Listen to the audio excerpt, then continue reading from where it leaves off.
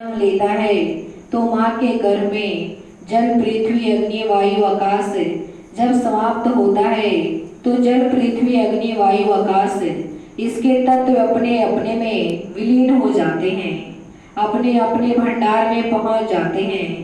ऐसे ही अपने अपने लोकों में सबके भंडार हैं। स्थूल में फिर सूक्ष्म लोक, कारण लोक में, लिंग लोक में, फिर सूक्ष्म लोक में, फिर कारण लोक में।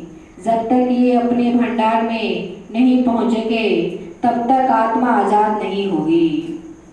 जब तक इन सब चीजों को अपने अपने स्थान तक नहीं पहुंचाओगे तब तक सूरज जीवात्मा प्रसन्न आजाद नहीं होगी।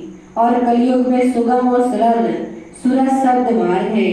इससे बढ़िया आसान सुलभ ऊंची ऐसे मलिन कमजोर बुद्धिहीन युग में जीवों के लिए और क्या दया हो सकती है।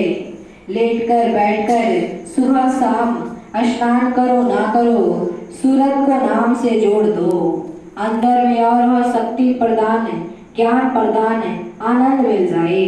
यह उसके साथ जोड़कर चढ़ने लगे। ताकत जो काम अंदर कर रही है उसी सत्ता के साथ जोड़ना। कलयुग में यह सुलभ मार्ग प्राप्त हुआ तो यह कलयुग में बड़ा अच्छा वक्त समय हम लोगों को संतों के द्वारा मिला।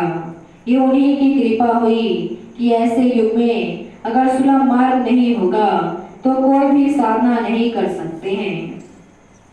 क्योंकि जो कोई भी साधना भारत की बताई गई है उसी साधना को लोग पूजा पाठ जप तप व्रत संयम सत संयम सदाचार शाकाहार यह नहीं रह सकते तो अंदरूनी साधना में यह कैसे उस कष्ट को बर्दाश्त कर सकते हैं। यह संतों की अपार दया का ही फल है। तो इसीलिए दया हुई संतों की मालिक से प्रार्थना करके जीवों के लिए सुलभ और आसान कर दिया। नहीं तो हमको ये अवसर मिलता ही नहीं। अब तो यह मालूम हो गया सूरज साधना करते हैं उसको अंदर में कभी अनुभव होता है कभी नहीं।